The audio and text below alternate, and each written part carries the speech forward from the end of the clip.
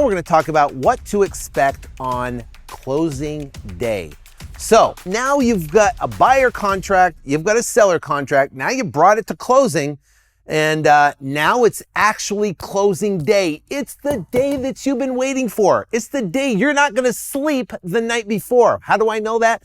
Because I didn't sleep the night before. I've talked to tons of other people that didn't sleep the night before they get their first big check.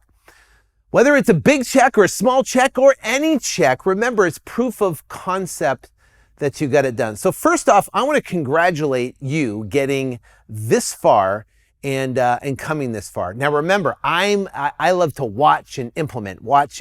So if that's what you've done and now you're actually the day before closing day or a couple days before closing day and you're watching this, awesome. If you haven't got there yet, listen, take the action, get there. There's nothing more exciting than getting your first check. It changes everything. Your whole world changes. Why? Because of one word. You know what it's called? Hope. Because now you know you can do it. And once you do it once, you can do it over and over and over and over and over again. Now it works. It really works. I've tried so many different things, from penny stock trading to commodities trading to to selling toothpicks when I was 10 years old, selling newspapers, doing whatever it took. And I can tell you that once this worked, and it actually worked for me, I was so excited because of the potential and the hope for the future of what could happen. So now you're on that day. It's closing day, right? So essentially what's going to happen is you're going to have the buyer, right? So you have the buyer, right? So here's the buyer, and the buyer's going to come in, let's say at 10 a.m., right? They had to wait till the bank opened. They got a check. So the buyer comes in at 10 a.m. and they're going to sign all the documents needed on the buy side, right? Then what happens is the seller, right, is going to come in at, say, 12 p.m., right before lunch, and they're going to sign all their documents. They have everything done. Now the buyer in our situation is going to bring in $60,000. Now, on the documents here, the seller is going to have right here $50,000, right? And then boom, now he's going to bring in all the money, all the cash, right? He's going to bring in $60,000 at 10 a.m. and make sure the wire's there, all the money's there, it's going to be good. And then now you have right? You're going to come in at 2 p.m. and you're going to sign all your documents. And guess how much money you're going to bring in? Zero. Because 60,000, remember, they're going to transfer to the seller file. The 50,000 goes to the seller. Now the buyer gets over here, gets the deed of the property, right? And you're going to turn around and you're going to get the $10,000, right? And that's how the transaction works. So the cool thing about it is everybody's going to win in this situation, but someone comes out.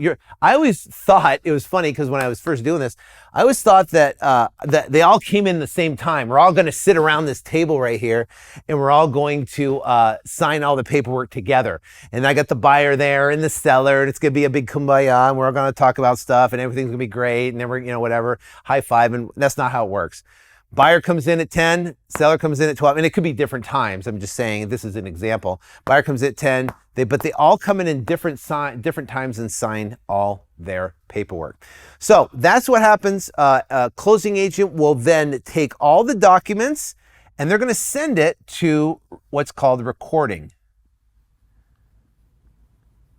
Right? They're going to send all these documents over to recording, and it's going to be recorded, right? The transaction is going to be recorded. That's where they put it on public notice that it's filed and essentially recorded.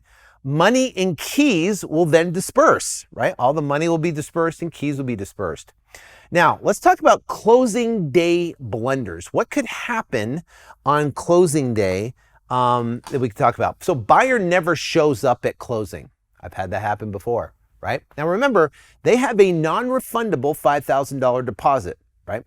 So you have that non-refundable deposit. So the text or the phone call to the buyer is, hey, closing day's today. We haven't heard from you. We haven't received your funds. If we don't by 5 p.m., we're selling the property to a backup buyer and we're keeping your $5,000 non-refundable earnest money deposit. What do you want to do? Now, remember, this is business, right? So I'm not playing around. If some buyer is going to ghost me on closing day, we're going to have issues. You want to eliminate that unknown. So what you're going to do is you're going to communicate with them as much as possible prior to closing date. Seller never shows up. We just talked about that. Communication is obviously perfect. Typically, sellers, if there's communication involved, are not going to ghost you because they're going to get paid essentially. Buyer reacts to the assignment fee. Well, guess what? You know what? They have a $5,000 non-refundable. You know what? The fee is the fee. It's remember, because you're doing $5,000 or less, and that's when you do an assignment. If you happen to do a bigger assignment, well, guess what? And they freak out about it. Then you can say, listen, you got two options there, bud. You either A, can close, or B, you breach, and I keep your $5,000. What do you want to do? Right? And you can handle it that way. Seller doesn't deliver keys on closing day. It needs more time. Well, then what happens is you're going to have to delay the closing, number one, which I don't like doing, or two, you can do what's called a post-possession. Now, what happens in that situation, a post-possession is going to give the seller additional time. The property will close, and then they're going to have additional time to stay in the property. Now, you're going to have to get a buyer to agree to that, and you're going to have to get the seller to agree to a time frame, and the title company can prepare documents. If they can't, then you're going to have an attorney prepare documents. Or, in this particular case, and or what we do in this situation, if that seller wants additional time, it's very rare, right? It's usually negotiated up front. But what happens is you close a transaction, you hold back 50%, or you could do less if you want, but 50% of the seller's proceeds until they move out of the property. You give them a specific date of when they have to move out and a penalty if they don't move out, $500 a day if they don't move out. So for every day, it's costing them $500 to move out. And if they're not out by a specific date, they lose all of that 50% of their equity. So Confucius, it does not matter how slowly you go as long as you do not stop. What does that mean? Never, ever, ever quit. Continue moving forward. Forward progress will get you there. So keep focused on forward progress, and you're going to find yourself in a great situation.